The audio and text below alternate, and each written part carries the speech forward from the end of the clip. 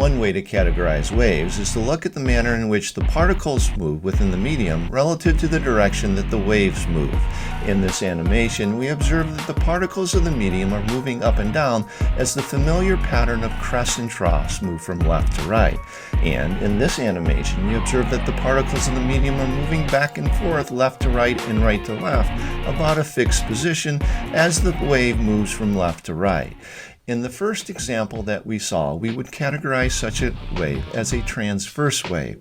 The particles of the medium are moving perpendicular to the direction of wave transport.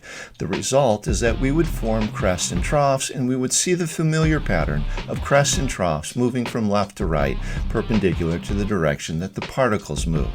In the second example, we saw an example of longitudinal waves. In a longitudinal wave, the particles of the medium vibrate back and forth parallel and anti-parallel to the direction that the wave is moving.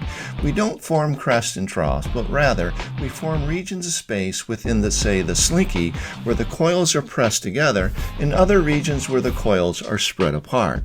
This is known as a longitudinal wave. A sound wave that is traveling through a fluid such as air or water will travel as a longitudinal wave. The particles of the medium will vibrate back and forth, parallel and anti-parallel to the direction that the wave is moving. Longitudinal waves consist of compressions and rarefactions.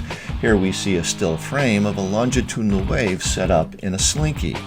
In the areas marked with a C, those are compressions, and the coils of the slinky are densely packed. The areas marked with an R are rarefactions. Those are regions where the coils of the slinky are less densely packed. So compressions are high-density regions, and rarefactions are low-density regions. When you have a transverse wave moving through a medium, you see a pattern of alternating crests and troughs. But for longitudinal waves moving through a medium, you see a repeating pattern of alternating compressions and rarefactions that propagate outwards from the source.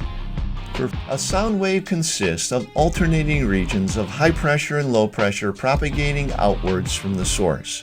For many students, the absence of crests and troughs is quite bothersome because we're used to thinking of a wave as looking like the sine wave on our calculator in math class with crests and troughs. But this is never seen in any diagram of a sound wave until we begin to think about fluctuations of pressure as a function of time. In this diagram, we see the familiar pattern of compressions and rarefactions at the top. A pressure sensor placed any given distance from the source would detect variations in pressure as a function in time, and the pressure would vary as a function of the sine of time. As shown in the bottom part of this diagram, when a compression reaches the pressure sensor, it would detect a region of high pressure. 1/2 cycle later, when a rarefaction reaches the pressure sensor, a low pressure would be detected. In another 1/2 cycle later, when a compression reaches the microphone, a high pressure would be detected.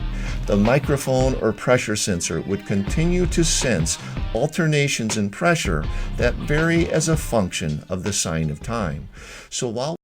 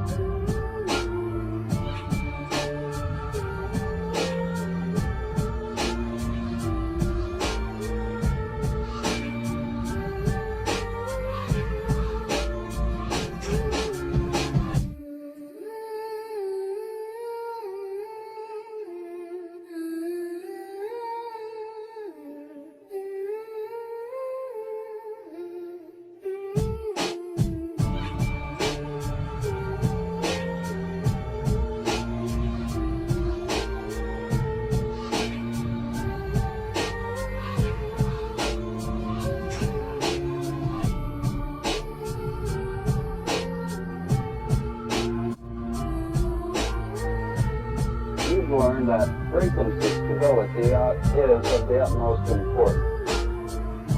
As an example, let's consider a radio broadcast station.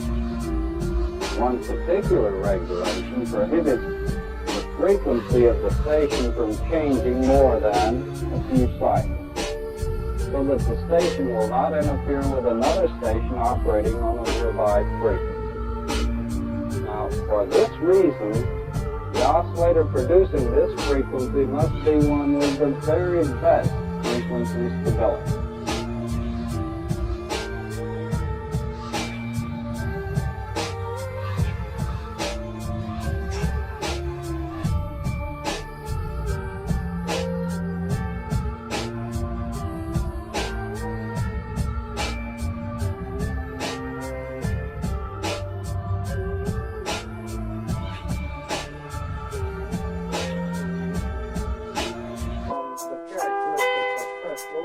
Until another time, so long.